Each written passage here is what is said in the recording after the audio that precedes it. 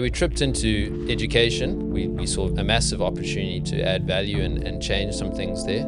But I also remember at the time Ron saying to me, academics get great long holidays. And I was like, sure, I could do with that. There is a misconception that people are achieving greatness individually. With social media, a lot of it's about the individual.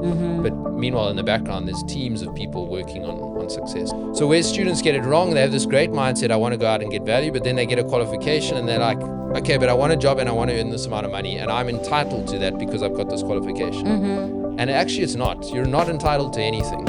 Entrepreneurs are those people who dream, and founders are those people who are known to make the dream work. This is our conversation here at the Founders Series, where we aim to teach, to educate, and certainly to inspire. Well, we have in studio today the Chief People Officer of Milpark Education, Gazet du Chattelier. Control, Alt, Succeed. Control Alt Succeed is proudly brought to you by Milpark Education, redefining what online learning sounds like. Visit milpark.ac.za for more information. The online dictionary defines a founder as a person who establishes an institution or settlement. Would that be you? I think me, together with some others, I think that is something we established. Definitely didn't set out that way thinking we're going to do that. But looking back, I think we've created, I would refer to it as like a community. Did you plan to actually create a organization, or were you simply fulfilling a need and responding, to a need that you identified? Yeah, I think, to be honest, the very early days was more about survival. And there was some imagination that went into play, like, oh, what could we be in 10 years' time? But the day-to-day of it initially, and I remember one of the first conversations I had with Ron, one of my other co-founders. We were working as article clerks at Deloitte at the time, and we were kind of like, oh man, we don't want to go. We don't want bosses after this because we don't have a great experience in corporate. And let's start a business, and we started ideating. Anyway, we tripped into education for various factors. Some of the other co-founders were involved in universities prior. We saw value, a massive opportunity to add value and change some things there. But I also remember at the time Ron saying to me, academics get great long holidays. And I was like, sure, I could do with that. So let's start a business in education because we might get really long holidays. So that was my initial brainwave. But then, as you tripped into the industry and you started figuring it out and you actually started seeing the massive opportunity to add value to people's lives and create change, then you started imagining, wow, this could really be something big and this could really gather momentum. So what are some of those very important decisions that you had to take with very little information, because this is what always happens at the beginning of the journey, right? Yeah, I think one of the first really important decisions, again, was deciding who to do it with. I think looking back, that was a bit of a retrospective. And again, it was almost coincidental. There was some intentionality at the time, like we need to create a team to do this thing. And funnily enough, I think reflecting on sort of today's culture in general, there is a misconception that people are achieving greatness individually. With social media, a lot of it's about the individual. But meanwhile, in the background, there's teams of people working on success. So I think deciding who to do it with was a massive key decision that we had to make.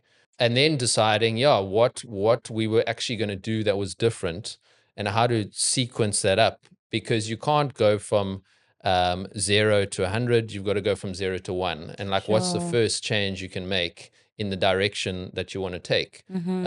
Because that's also quite a hard decision. And Leon, what was CA Connect when you started it?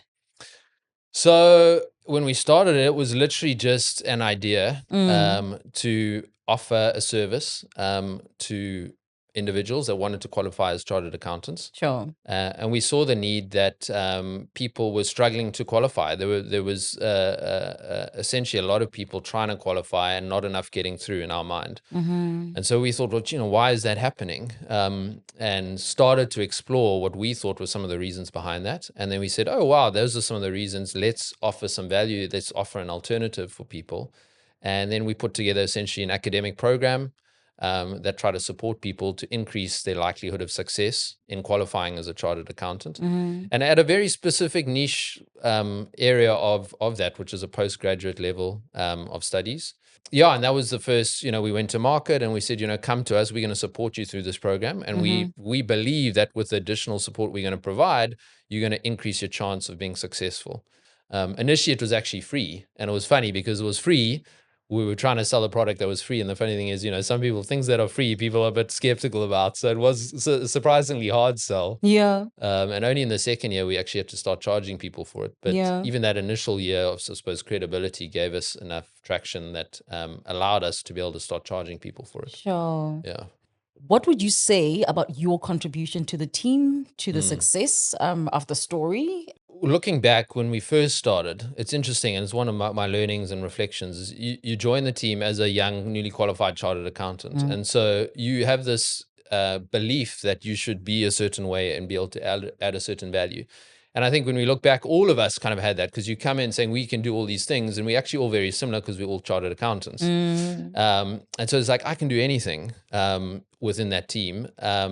And over time, you start to recognize that actually you're all very unique. You're a chartered accountant, but you've all got unique personalities, unique strengths, and most importantly, unique weaknesses.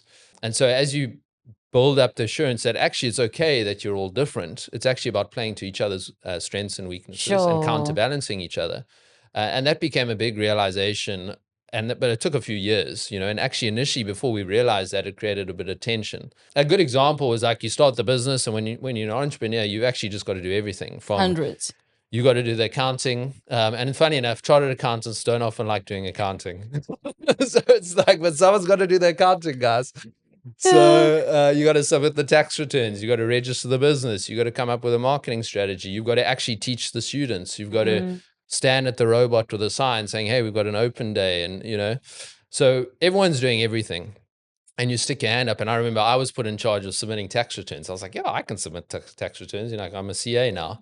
Then I started having to submit the tax returns, and I'm in the detail of the returns, and there's a whole bunch of paperwork. And I'm like, this is pretty unpleasant. Yeah. Yeah. But I'm just going to take one for the team. I assume no one else wants to do it, and someone's got to do it. So I'll just do it. And actually, one of the little things that played out over time, we had a session on, I don't know if you've heard of Gallup Strengths Finder, but it's a kind of a personality test. And we did all these personality tests probably 3 years in. And the guy who facilitated the session afterwards, he was like talking about all our strengths and weaknesses. And he just used this example. He was like, and Leon, he's the one who should never be doing stuff like tax returns and the accounts. And I was like, yes. Yes, redeemed. Finally, after a whole 3 years. Like, wow. And then he was like, you know what? I can't even remember who he identified at the time, whether it was Gareth, Andrew, or Tracy. He was like, they should probably be doing it. And I was like, really? And they're like, yeah, I would actually kind of enjoy doing that. And I was like, it was this realization that, wow, there are people that actually enjoy doing that type of work. I really don't enjoy it. It's actually not a strength of mine. And you start to uncover these kind of your strengths, but also importantly, your weaknesses. And often that only actually comes up when you put yourself through something that's hard. Starting a business is hard, and there are all these things that often you just have to do, whether you like it or not. But what's really important once you've done it is kind of reflecting. Did I enjoy that? Did I not? Was I good at that? Was I not? And how do I then have a conversation with my team around orientating myself towards my strengths and less so around my weaknesses? Yeah. Again, that doesn't happen overnight, because the reality is sometimes you just got to suck it up and get it done. Yeah. But you start reorientating the team over time to have people play more to their strengths and less to their weaknesses. So what was your go-to for resolving conflict at that time? Yeah. Within the team, and what are some of the challenges that you were able to correctly diagnose and find a solution for? Yeah, well, again, what comes to mind to me was our ability to balance each other out as a team. So what tends to happen in groups of people, you have people who are overly relational. Yeah. I'm one of those. I'm good at building relationships. What I actually struggle with is conflict, because I'm not great with telling people like stuff they don't want to hear, because it often makes them uncomfortable, and I don't like people being uncomfortable. So again, it took a while for me to recognize that. And you put me in the right context, building relationships is really important. But it can also become very dysfunctional if you're not able to deal with conflict or challenging situations. So in my phase of coming across that and realizing it, then I started to draw on the experience of other team members. We got other people in our team to the other extreme, or maybe at a point we're overlogical. Andrew's a good example. He went through a phase of being hyper intelligent and overlogical, less so empathetic and relational. Yeah. Over the time, he's also brought himself somewhere in the middle where he's actually now very empathetic and relational, but it wasn't a natural orientation for him initially. So in our early days, I had to over-rely on Andrew to deal with conflict situations because he would bring the logic and the objective view, and he would kind of course correct me to be, Leon, you're being overly relational there. It's creating dysfunction in the team or with that individual. Let's deal with it. And on the reverse, I could be with him, Andrew, you're being over logical. What about this perspective? And I would like to think that over time, we kind of help each other build up, play to each other's strengths, but also weaknesses, and learn from each other. And that allowed us to deal with those situations over time. But it wasn't always like, oh, there's a conflict sorted out. In the early days of you in the storm phase with your team, sometimes those conflicts drag for a lot longer than they have to. And they create unnecessary friction because you're still figuring it all out and you don't quite have the skills to kind of nip the conflict in the bud, as I say. But 5, 10, 15 years in, once a team really establishes themselves, and a team can only really establish themselves when the individuals themselves are really established, then you get a bit better at identifying those unhealthy or dysfunctional situations. But it's never perfect and it's never easy. You just become more aware of it. Yeah. One of the biggest relationship killers, and I'm talking especially workplace relationships, is expectations. Yeah. So I think there are two aspects there, and it's actually a very recent realization for me. At Milpark, we've done some work with a life coach in our executive education, our exco team, and one of the frameworks she brought to the team was this difference between an expectation and an agreement. True. And how expectations can create a lot of dysfunction and tension and friction within a team.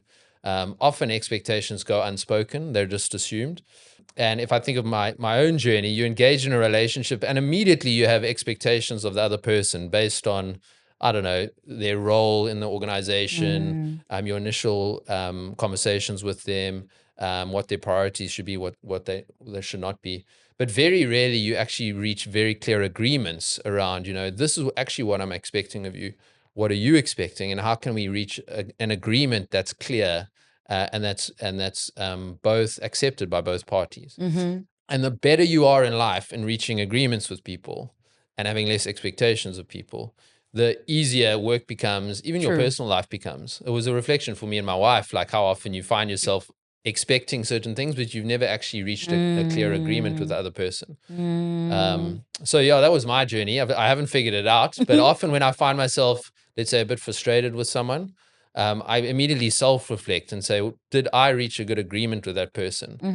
Because actually this initial frustration, I need to take that on. That's something I haven't done. I need to reach a better agreement with him. Once the good agreement's in place, then I can appropriately hold that person accountable and have a conversation. Yeah. But yeah, expectations. A big thing for relationships. Yeah. So at the beginning of your journey as a founder, I'm sure you had a picture of what the organization would look like in 10 years' time, 20 years' time. Yeah. Has that image been fulfilled?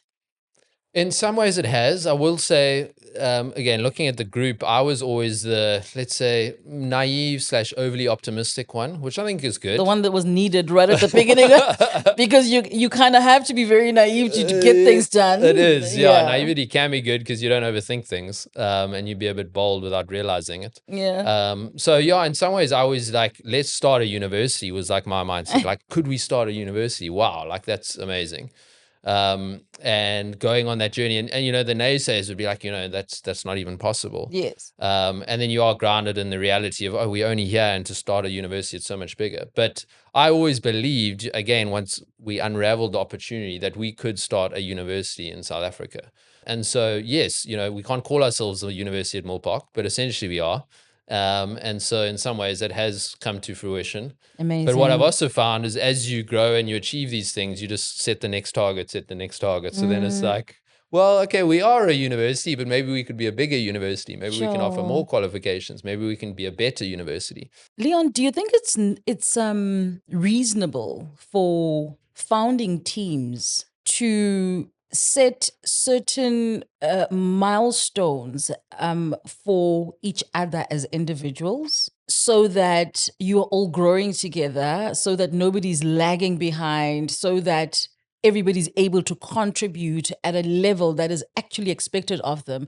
I think it depends. Yeah. I would say in a smaller team, what you can get away with is it being less sort of structured. And especially when you high trust, so you've built your own team and you've brought everyone on and it's your team that you want to, go on this journey with. You can kind of get by with setting the North Star and this is where we're going and having constant conversations like, philosophically, what's the direction we're taking? But to actually then translate that into, okay, next week we need to do X, Y, and Z.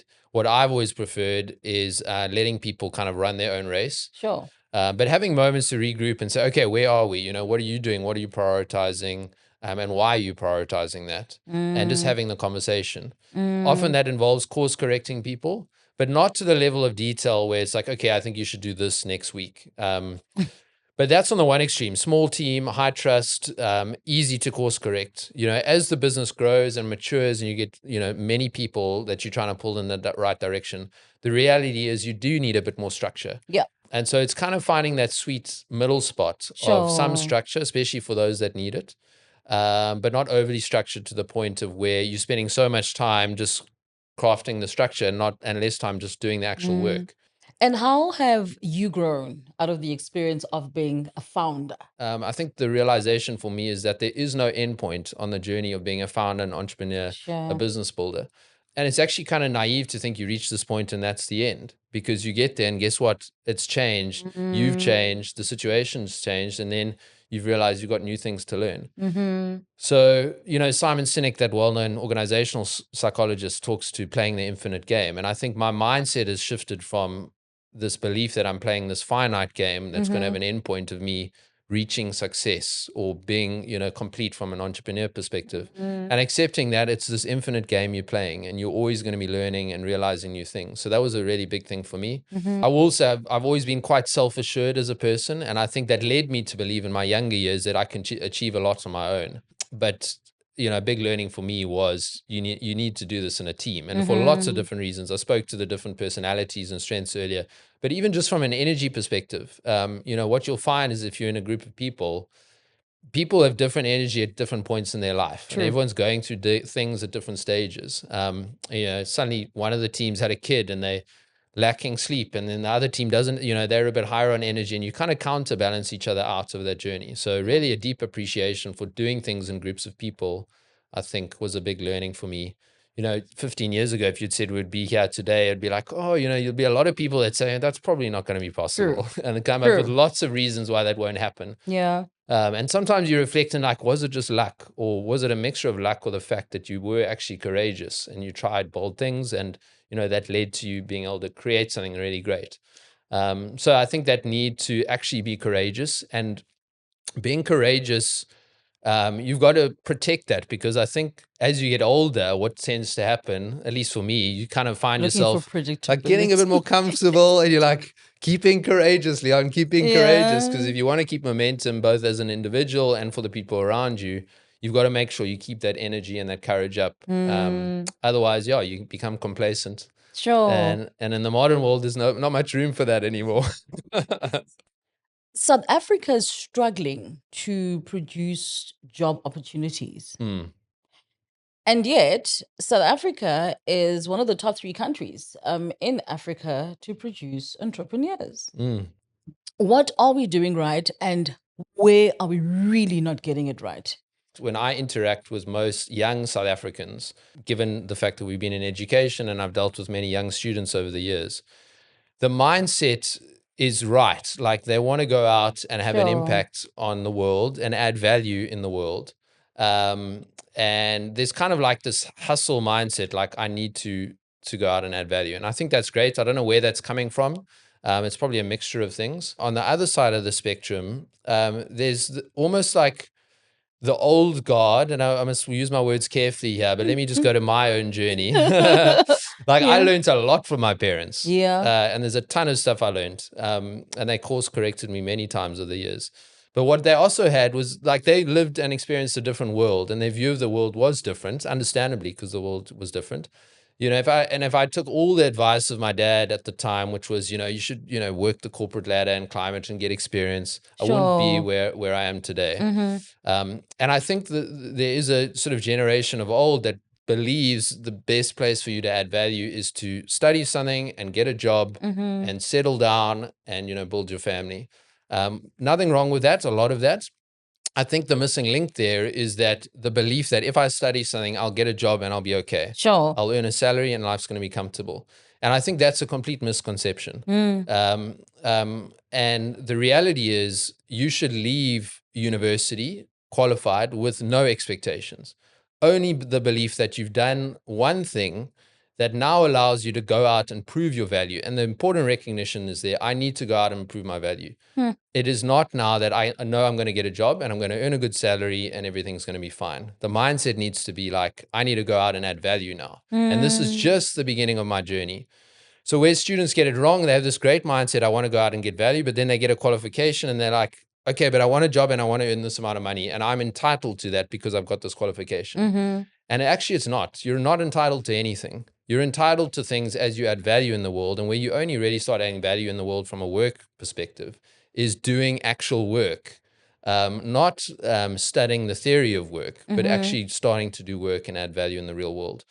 And as you build up your ability to add value and go in with the mindset that no one owes me anything, I'm just going to add value. And if I add value, I know that over time, people are going to recognize that and I'll actually become very successful. Sure. We need more of that mindset and less of the entitlement mindset.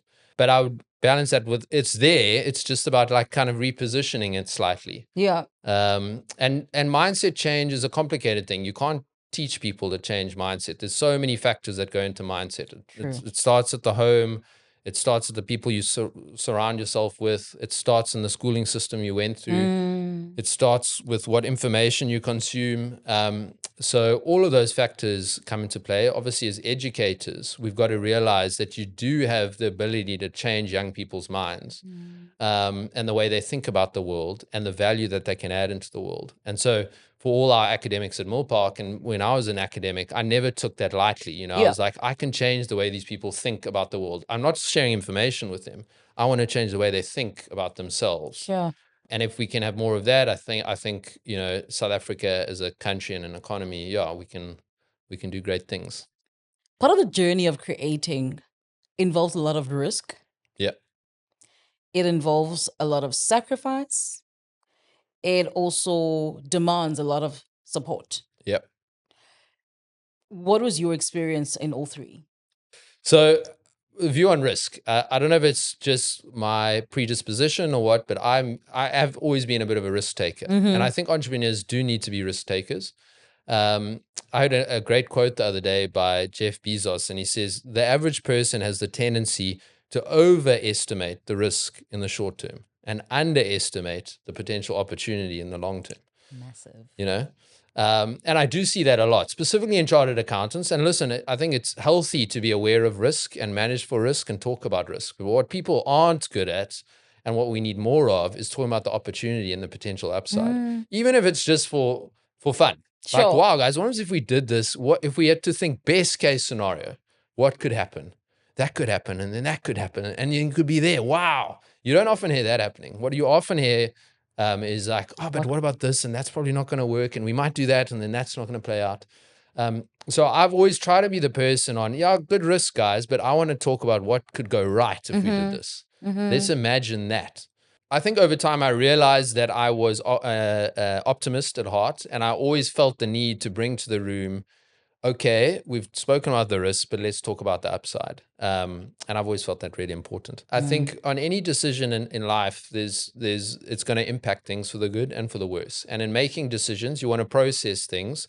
What could go well, but what costs is this going to come at? And importantly, compare that to your other choices on the table. And so you should never look at a choice in isolation. When we sat down and said, do we start this business or do I go out and get a job? I had other options on the table, but those were the overly simplistic two alternatives. Yeah. There was also a cost in terms of getting a job. It wasn't just that getting a job would come at no cost in terms of the impact of it. So I always saw taking the decision to build a business, although it came at a cost and there was sacrifice, there was sacrifice that I was willing to take, and I was Sure. aware what I was signing up to. I was also, and I have always remained very protective of a couple of things in my life. One being health, like a huge factor for me. I think a big thing that often entrepreneurs get wrong is they're a bright flame for a couple of years, burn themselves out, and then you run out of energy. And just from the law of compounding, the longer you can work and add value and build businesses, the bigger impact you're going to have. So Sure. you've got to be very protective of your health, the way, again, your mindset. And as soon as you start drifting off into I'm feeling burnt out and fatigue, you've got to have ways to fill your cup, and you've got to protect that. Even if it comes at the cost of maybe progressing on the work front slightly slower than you would like. So simple things like I always prioritize exercise at the start of the day for me, even if it's literally 15 minutes. I'll get something in because I know that sets my whole day up for a better day that's going to play out. And I know if I don't do that 15 minutes, it's going to have the reverse impact on my day. Sure. And so it's kind of like I've actually been quite self-ish in that moment of choosing myself, but I know that it's going to benefit the other people in my team or my organization in the medium and long term. And then the third is on the support front. Again, doing stuff in team, naturally, you're supported because you're doing it with people. What's really important is knowing that you need support. Everyone needs support. I'm gathering, Leon, that really the founder's journey is one of courage. How do we ensure that we ideate, that we implement, and that we sustain? I differentiate between having courage and having confidence. And I think a Sure. misconception I find with young people wanting to start businesses is that they think they need to have the confidence to be able to do that. In other words, they've thought through their idea enough where they believe that there's enough confidence to take it to market. Whereas I often think, and what I've seen and from my personal experience, is it's less so about confidence and it's more so about courage. Sure. Because courage leads to action. And as soon as you go to action, you get information and you're able to reprioritize and refine your idea and acknowledge that it's going to change and shift.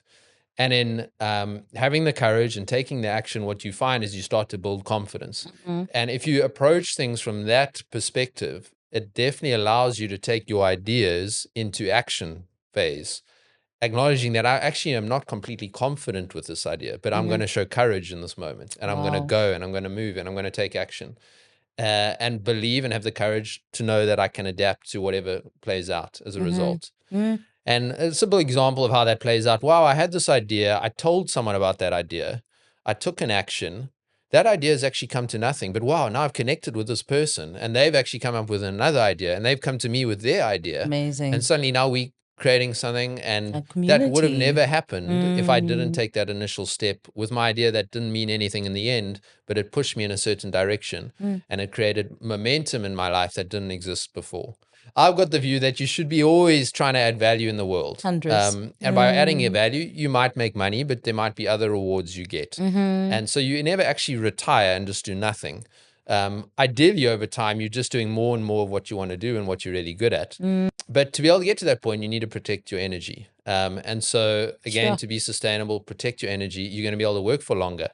And they actually use the example of Warren Buffett, who I wouldn't say I look up to him in certain ways. He just thinks about the world in interesting ways. But they just said the fact that he worked, in inverted commas, because he doesn't see it as work, because he really loves what he does, till the age of 90 or whatever. He worked on average 30 years longer than the average American would, who would retire at 60. And they just compounded his wealth over that 30 years. And the impact of compounding, if he had, let's say, $1 million at the age of 60, and because he continued to be able to add $1 million every year over time, his wealth just exponentially grew just because of the fact he worked for longer, Wow. ignoring everything else. And how did he do that? He set his life up in a way to protect his energy and allowed him to work longer. He had a different view of what work was and what actually meant to him. And so he could continue to work throughout his life and live. Listen, I don't know if he lived a balanced life. I can't comment on that, but he seemed pretty happy in terms of what he achieved. Yeah. So I always think if I'm able to set myself up sustainably, That helps me work for longer and add value in the world for longer. And hopefully that mindset also spills over into how the organization I work for, obviously in my Sure. current role, I look to how do I create a sustainable, engaging work environment for our employees. And it's different for everyone, but it's a mindset that I have, and that's really important. And it's not to say you won't work hard, because I think working hard is important. You got to work hard and smart at the same time. And if you're able to do that, I think you can work sustainably. Fantastic. Leon Gazet du Chattelier is the Chief People Officer here at Milpark Education and has been sharing his inspirational journey as the founding member of CA Connect. And this is where we leave it for today. Stay curious and keep learning. Control Alt Succeed. Control Alt Succeed is proudly brought to you by Milpark Education, redefining what online learning sounds like. Visit milpark.ac.za for more information.